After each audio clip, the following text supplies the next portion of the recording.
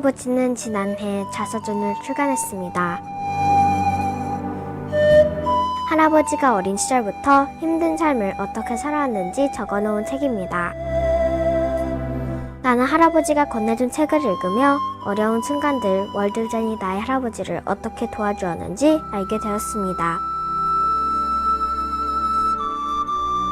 언제나 밝은 표정으로 나와 놀아주시는 할아버지가 그토록 어려운 날들이 있었다니 참으로 놀랍기도 하고 슬프기도 했지만 할아버지가 자랑스럽기만 합니다. 지금부터 할아버지 이야기를 들려드릴 텐데요. 한번 들어보실래요?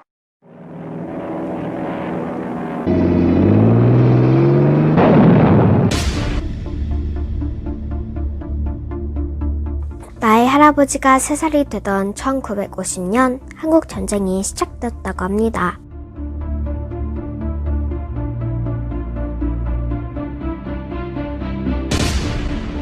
전쟁이 시작되다 나의 할아버지는 부모님을 따라 북한에서 남한으로 피난 왔습니다. 3년간의 전쟁이 끝났을 때 많은 사람이 죽었고 살아남은 사람들은 가난과 질병으로 오랫동안 고생을 했다고 합니다. 그리고 대부분의 건물들은 부서져 버렸습니다. 참으로 무서운 전쟁이었습니다. 우리나라가 전쟁으로 인해 고통을 받고 있을 때 한국을 찾아온 바 피어스란 분이 계셨습니다. 그는 부모를 잃은 수많은 아동들과 남편을 잃고 홀로 된 여성들의 힘겨운 생활을 사진에 담아 미국으로 돌아갔습니다. 그리고 교회들을 찾아다니며 모교 활동을 시작했는데 그것이 월드비전의 출발이었다고 합니다.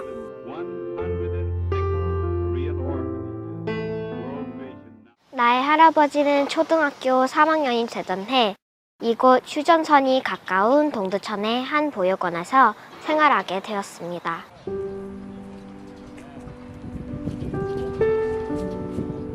이 보육원은 문은 닫은 지 오래되었지만 건물은 그대로 남아있네요. 100명이 넘는 이곳 아동들은 월드비전을 통해 미국인 후원자 가정에 소개되었는데 우리 할아버지는 성경에 나오는 착한 사마리아 사람을 닮은 미스터 거스픈 가족이었습니다. 그들은 때때로 편지를 보내주었습니다.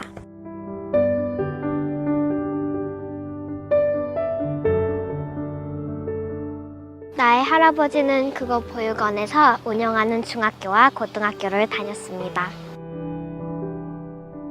학교는 허름한 천막 교실이었고 선생님들은 교사 자격증이 없는 보육원 선생님들이었습니다. 학교에 다니긴 했지만 할아버지의 관심은 공부보다 허기진 배를 채우는 것이 우선이었습니다.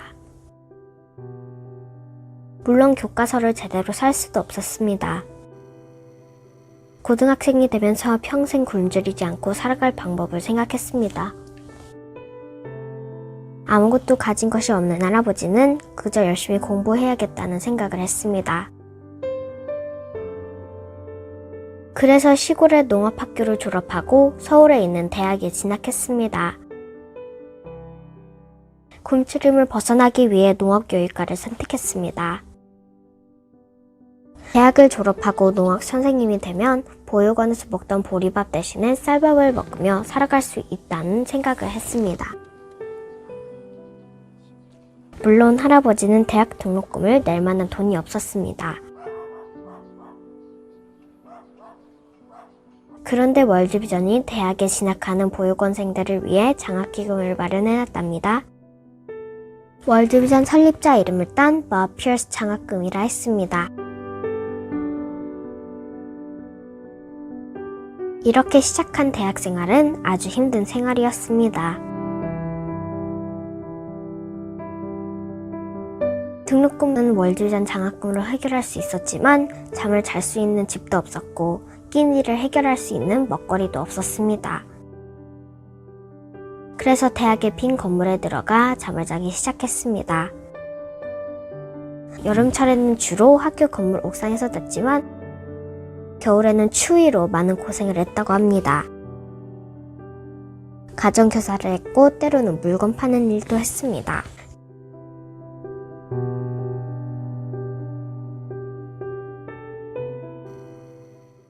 여기는 나의 할아버지가 50여 년 전에 다니던 서울의 한 대학교입니다. 나의 할아버지는 대학 시절 이곳 교문 앞에서 입시철마다 전년도에 출제되었던 시험 문제지를 팔았다고 합니다. 입학 원서를 사러 오는 많은 학생들이 그 시험 문제지를 사가고 있었습니다. 그러던 어느 날 대학의 경비 아저씨가 다가와 교문 앞에서 장사를 못하게 하였습니다. 음력설을 앞두고 매우 추웠던 그날 할아버지는 경비 아저씨와 몹시 다투고 더 이상 장사를 할 수 없게 되었습니다. 장갑도 없었던 할아버지는 추위에 언 손을 녹여가며 팔다 남은 시험지들을 챙겨 잠자리가 있는 대학 건물로 돌아갔습니다. 그날 밤 잠이 오질 않아 뒤척거리던 할아버지는 농업교사의 꿈 대신에 대학 교수가 되겠다는 결심을 했습니다. 교문 앞에서 시험지 장사를 하는 동안 교수들에게 거수경례를 하는 경비의 모습을 보았기 때문입니다. 훗날 교수가 되면 그 경비 아저씨의 거수경례를 받으며 출퇴근을 할 수 있을 것이란 생각을 한 겁니다. 그런데 4년간의 힘겨운 대학 생활이 모두 끝났을 때였습니다. 예상치 못한 병이 찾아왔습니다. 늑막염이란 병이었습니다. 그로 인해 ROTC 장교 훈련 과정을 끝낸 할아버지는 장교가 될 수 없게 되었습니다. 함께 훈련받은 친구들은 모두 장교가 되었는데 할아버지만 신체 검사에서 탈락하게 된 것입니다.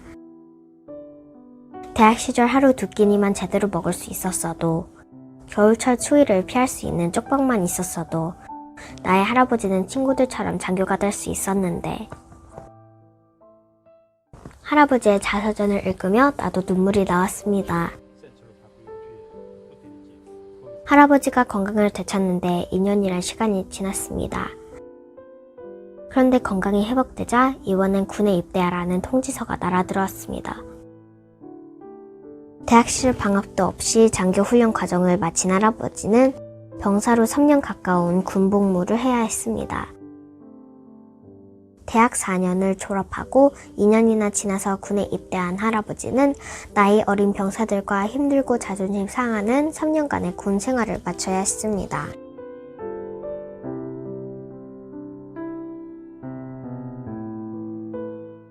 할아버지의 힘든 생활은 좀처럼 나아지지 않았습니다. 그래서 대학 시절 교문 앞에서 시험지 장사할 때 교수가 되기로 결심한 꿈을 이루기 위해 미국 유학을 떠나기로 결심했습니다. 할아버지가 미국 대학에 유학 떠날 때의 일이었습니다. 한국에서 미국까지 비행기표 마련이 어려웠던 할아버지는 미국이 입양하는 아동 5명을 데려다주는 대가로 비행기표를 얻어 미국에 갈 수 있었습니다. 지금으로부터 40년 전의 일이었습니다.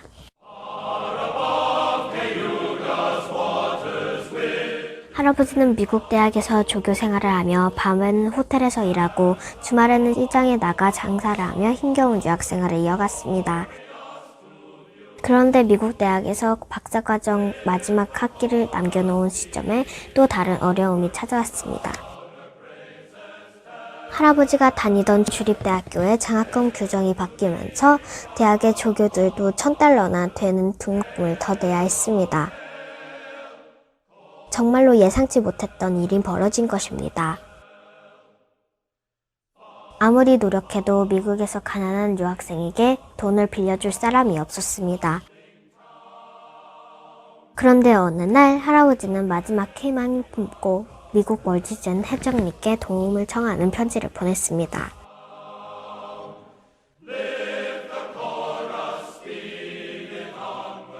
내게 등록할 수 있는 $1,000를 도와주면 박사학위를 마치고 한국에 돌아가 어려운 사람들에게 되돌려주겠다는 약속의 편지였다고 합니다.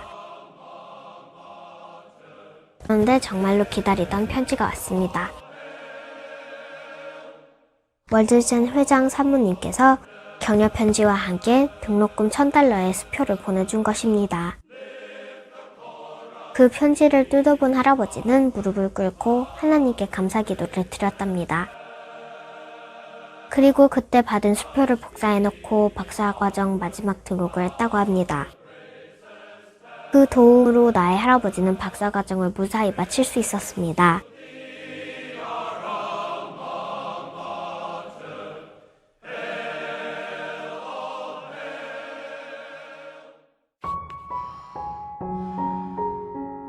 박사 학위를 받고 난 할아버지는 한국에 돌아와 대학 교수가 되었습니다. 할아버지가 대학 시절 잠자리를 찾아 헤매던 대학에, 배고픔을 참아가며 공부하던 대학에, 그리고 교문 앞에서 장사하며 경비 아저씨와 다툼했던 그 대학의 치열한 경쟁을 통해 교수가 된 것입니다. 하나님의 은혜 가운데 할아버지는 훗날 3번에 걸친 교육대학 원장을 지내기도 했습니다. 그리고 사범대 부속 고등학교 교장도 맡게 되었습니다.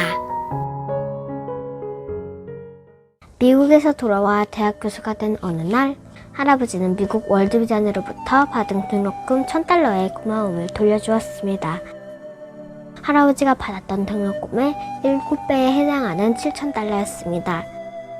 그리고 자신이 어린 시절 도움받았던 것처럼 가난한 나라의 아동들을 돕기 위해 월드비전 후원자가 되었습니다.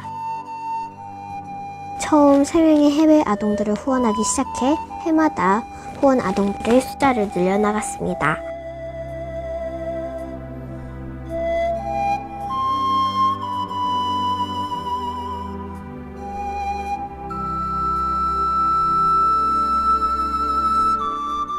하나님은 대학 교수가 된 할아버지에게 많은 활동의 기회를 열어주었습니다.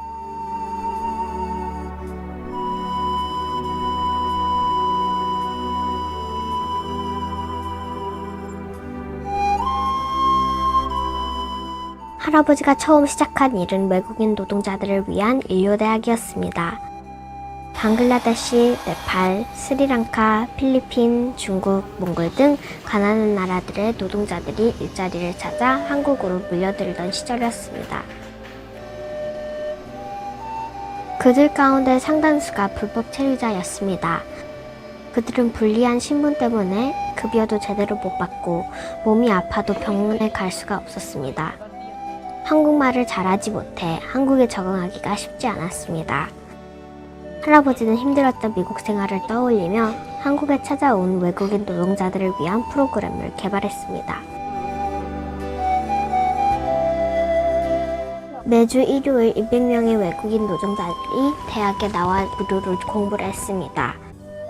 점심도 무료로 제공되었고 대학병원이 외국인 노동자들을 위한 무료 진료를 해주기도 했습니다.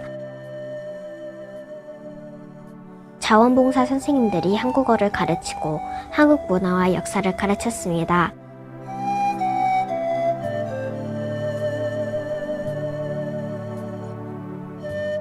나의 할아버지가 세상을 바라보는 눈은 자신이 어려웠을 때 경험한 기억 속의 거울이었습니다.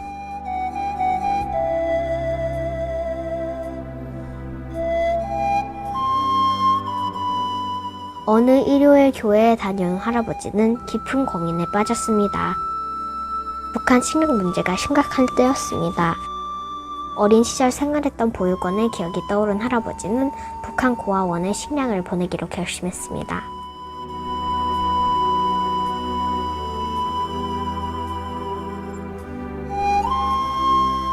할아버지는 돈을 마련해 교회에서 돕고 있는 북한 고아원에 밀가루 10톤과 빵을 만드는 데 필요한 분유, 설탕, 기름 등을 살 수 있도록 했습니다. 중국 단둥에서 구입한 밀가루와 빵을 만들기 위해 재료들이 대형 트럭 2대에 나뉘어 북한으로 보내졌습니다. 얼마 뒤 북한으로부터 물품이 잘 도착했다는 확인서와 물품을 구입한 영수증을 보내왔습니다. 밀가루 10톤 분량은 함경북도 2,000명의 아동들이 3개월간 빵을 만들어 먹을 수 있는 분량이라고 했습니다.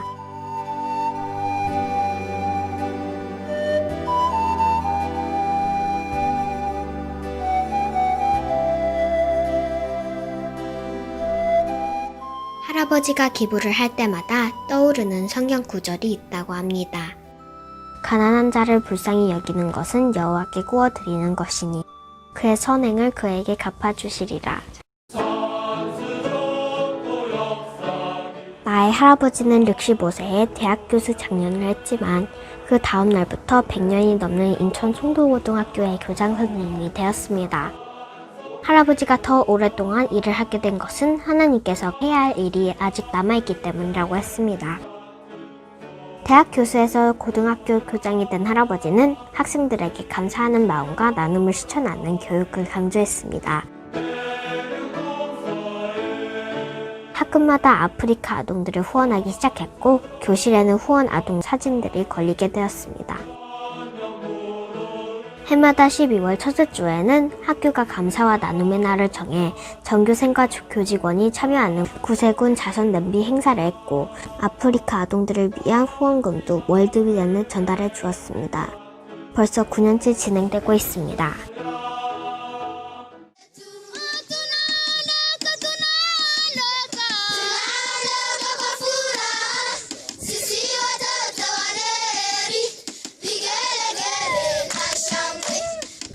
(2013년) 겨울 나의 할아버지는 아프리카 탄자니아를 방문할 기회가 있었습니다.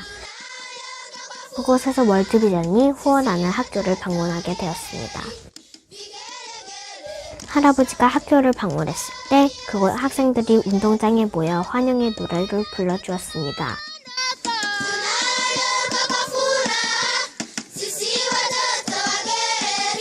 노래는 몹시 아름다웠지만 그곳 학교에는 악기가 없었습니다. 많은 학생들의 노래와 율동을 이끌어가는 악기는 플라스틱 물통뿐이었습니다. 학생 한 명이 나뭇가지를 꺾어 물통을 두드리며 박자를 리드해 나갔고 많은 학생들은 그 박자에 맞춰 율동과 환영의 노래를 합창하고 있었습니다. 순간 할아버지는 어린 시절 보육원 생각이 떠올랐습니다. 가끔 미군 병사들이 오면 환영의 노래를 부르곤 하던 기억이 떠오른 것입니다. 할아버지는 그곳 가난한 학교와 학생들 때문에 마음이 아팠습니다.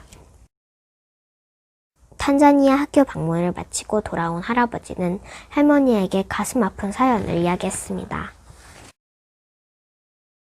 할머니는 그동안 푼푼히 모아둔 돈을 꺼내 탄자니아 학교 두 곳에 플라스틱 물통 대신 제대로 된 북을 선물했습니다. 그 후 한 달쯤 지났을 무렵 우편으로 몇 장의 사진이 배달돼 왔습니다. 학생들이 북을 들고 즐거워하는 사진이었습니다.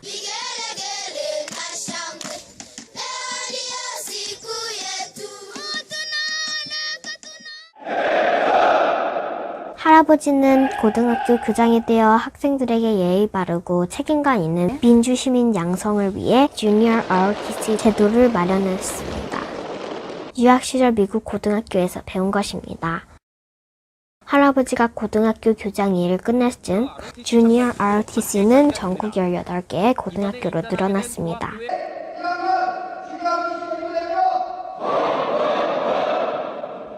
오랜 시간 동안 저희와 함께 해주시면서 이렇게 소중한 아이들의 꿈을 지켜주셔서 긴 시간 함께 해주셔서 감사합니다.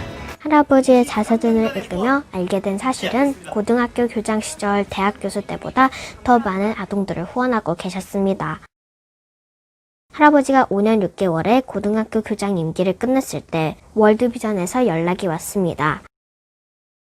그동안 월드비전을 통해 후원한 금액이 1억 원을 넘었다는 소식이었습니다. 할아버지는 24년간 한 달도 거르지 않고 해외의 가난한 아동들을 후원해온 것입니다. 나의 할아버지는 나이가 들어 직장에서 은퇴했지만 지금도 계속해서 월드비전 아동들을 후원하고 계십니다. 할아버지가 후원을 멈출 수 없는 이유는 월드비전에 대한 고마움이 컸기 때문이라고 하십니다.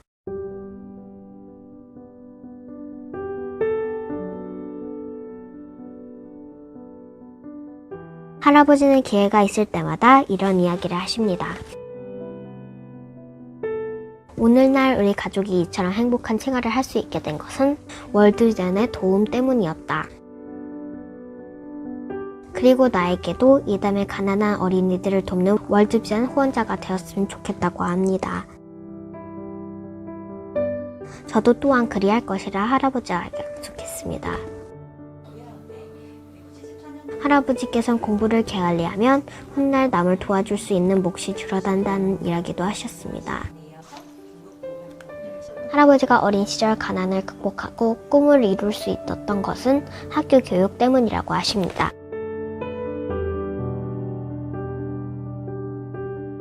이제 할아버지의 남은 삶은 가난한 어린이들이 교육을 통해 꿈을 이룰 수 있도록 도와주는 활동을 계속할 것으로 생각합니다.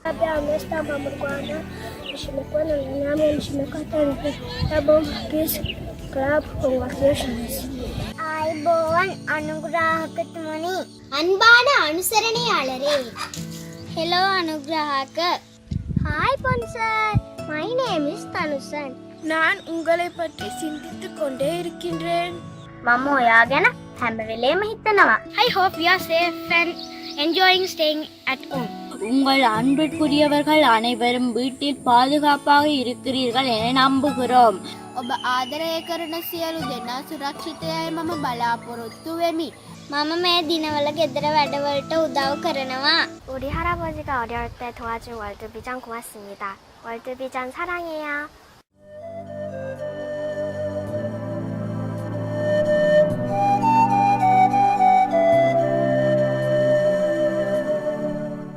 돌이켜보면 참으로 힘든 삶이었지만 열심히 살아온 것 같습니다. 이제 내 나이 70 중반, 인생 황혼기에 접어들었습니다.